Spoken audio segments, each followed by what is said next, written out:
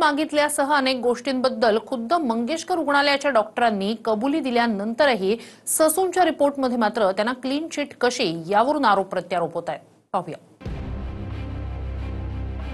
तनिषा भिसे माता मृत्यू प्रकरणी डोकं चक्रावून सोडणारा अहवाल ससून रुग्णालयानं दिलाय.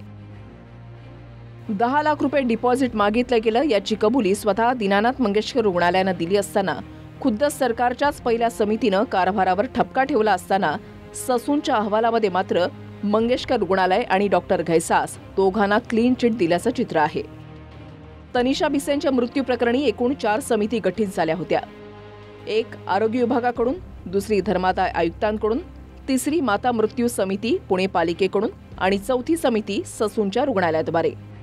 यापैकी पहिल्याच अर्थात सरकारनं नेमलेल्या आरोग्य समितीनं मंगेशकर रुग्णालयावर ठपका ठेवल्याची माहिती खुद्द रुपाली चाकणकरांनीच दिली होती. त्यावेळीच गुन्हा दाखल होणं अपेक्षित असूनही ससूनचा रिपोर्ट आल्यावर गुन्हा दाखल होईल असं सरकारकडून सांगण्यात आलं. धक्कादायक म्हणजे आता आलेल्या ससूनच्या अहवालात मंगेशकर रुग्णालयामध्ये झालेल्या दिरंगाईचा उल्लेखच करण्यात आलेला नाही. अप्रत्यक्षपणे या अहवालामध्ये भिसेंच्या मृत्यूचं कारण IVF सेंटर आणि स्वतः भिसेंच्या कुटुंबियांना ठरवलं गेलंय. ससून रिपोर्टच्या निष्कर्षानुसार इंदिरा IVF मध्ये तब्येतीमध्ये सुधारणा होत नसताना त्यांनी रुग्णालयामध्ये पाठवणं गरजेचं होतं. अति जोखमीच्या स्थितीमध्ये मल्टीस्पेशालिटी रुग्णालयात नेण्याची गरज होती, पण तसं केलं गेलं नाही.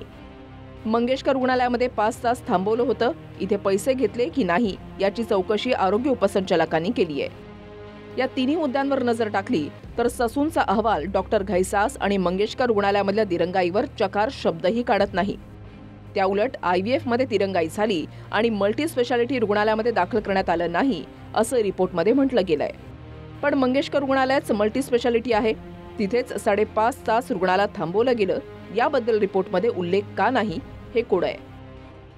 ससूननी ज्या पद्धतीने आत्ता नका जो काल परवाच्या 2-4 दिवसाच्या रिपोर्टमध्ये जे काही फेरबदल केलेले आहेत त्याच्यामुळं तिथले सुपरिटेंडेंट असतील आणि बाकीचे मंडळी असतील यांची CDR तपासल्या पाहिजे अशी मागणी सुद्धा मी याचिकेमध्ये करेल. स्वतः दीनानाथ मंगेशकर रुग्णालयानं पत्रकार परिषदेमध्ये 10 लाख डिपॉझिट मागितलं याची कबुली दिली होती. मात्र त्याच रुग्णालयाची चौकशी केल्यानंतरही ससूनचा रिपोर्ट याबद्दल काहीही ठपका का ठेवत नाही हा प्रश्न अनुत्तरित आहे. आमच्याकडे डिपॉझिट मागायची पद्धत डॉक्टरांकडनं नाहीये. हा आमचा ॲडमिशनचा पेपर आहे. परंतु काही कारणांनी त्या दिवशी राहू केतू काय डोक्यात आला, डॉक्टरांनी एक चौकोन करून त्याच्यामध्ये 10 लाख डिपॉझिट लिहिलं आहे. ही गोष्ट खरी आहे असं कोणीही लिहित नाही. तर ते ओव्हरवर्क असल्यामुळे बोलण्या वागण्यामध्ये एक जी संवेदनशीलता पाहिजे किंवा एक काय म्हणूया माधुर्य पाहिजे किंवा मदत करण्याची वृत्ती पाहिजे ती स्टाफमध्ये कधी कधी फार काम असले की कमी होते.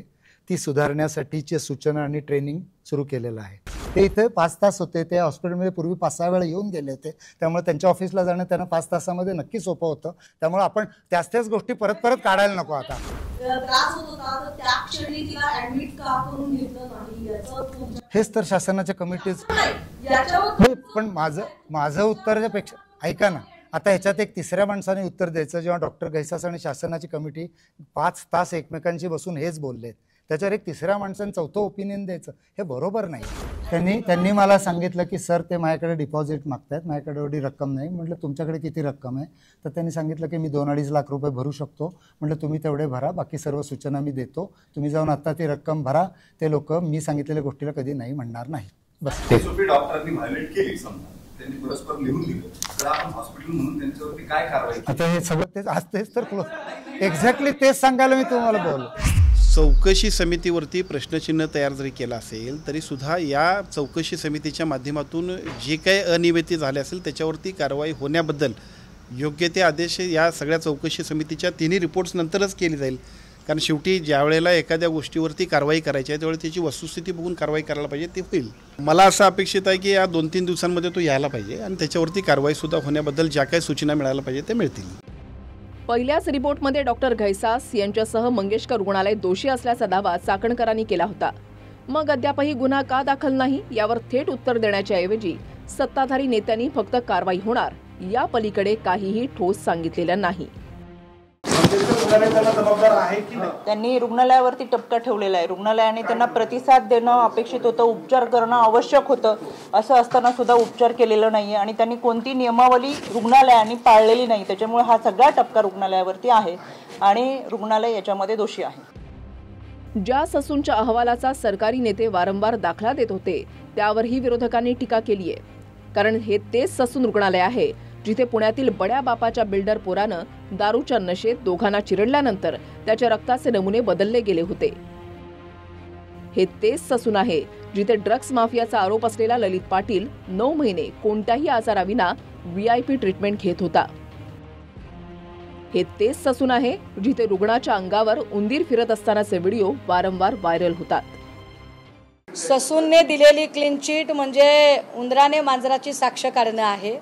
ज्या ससूनमध्येच अनेक गैरव्यवहार आहेत आणि गैरव्यवहाराचे आरोप आहेत आणि ससूनमधल्या गैरव्यवहाराच्या आरोपांची चौकशी करण्यासाठी जी समिती नेमली त्या समितीमध्ये ज्या महिला डॉक्टर आल्या त्या महिला डॉक्टरांवरही अनेक आरोप आहेत.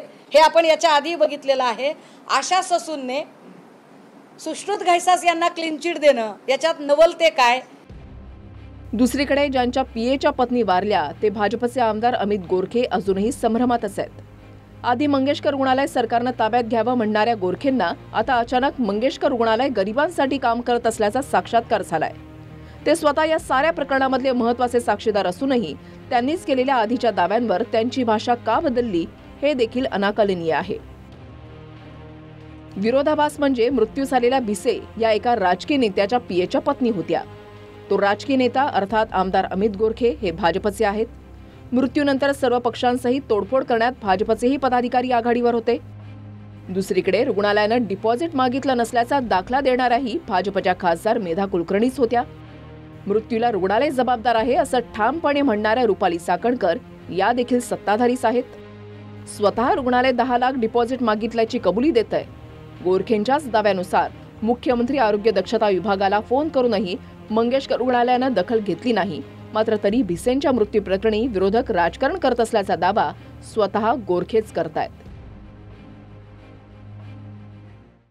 तातडीनं गुन्हा दाखल करून आपण ह्या ज्या हॉस्पिटलचे जे संबंधित डॉक्टर्स कर्मचारी आहेत यांच्यावर गुन्हा दाखल करून त्यांना नोकरीतनं बडतर्फ केलं पाहिजे. त्याचबरोबर हे धर्मादाय हॉस्पिटल आहे हे शासनाने पुन्हा ताब्यात घेतलं पाहिजे.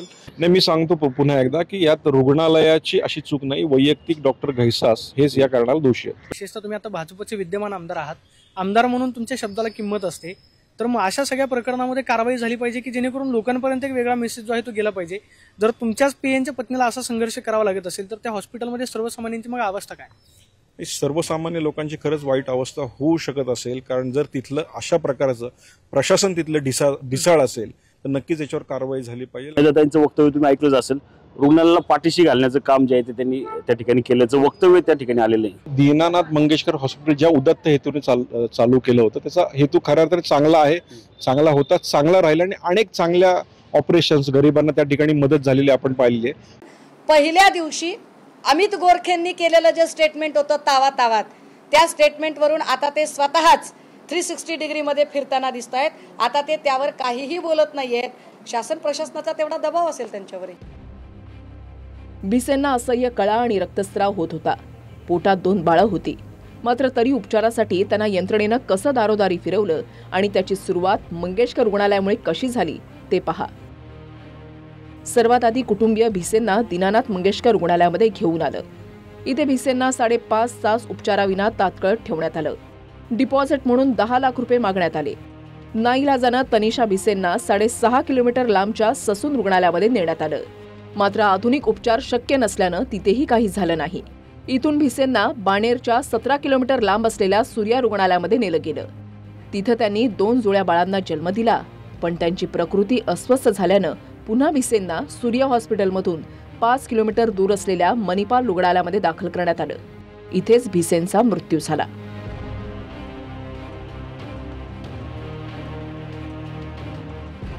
पुण्यासारख्या सो कॉल्ड स्मार्ट सिटीत आजही एका बाळंतिणीला पैशांच्या आडकाठीमुळे 35 किलोमीटरचा प्रवास करावा लागतो.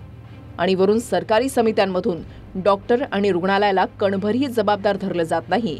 याला नेमकं काय म्हणायचं? 2 पोरं जन्मावेळीच मायेच्या ममतेला मुकली आहेत आणि दुसरीकडे मात्र समित्यांचा खेळ सुरू आहे.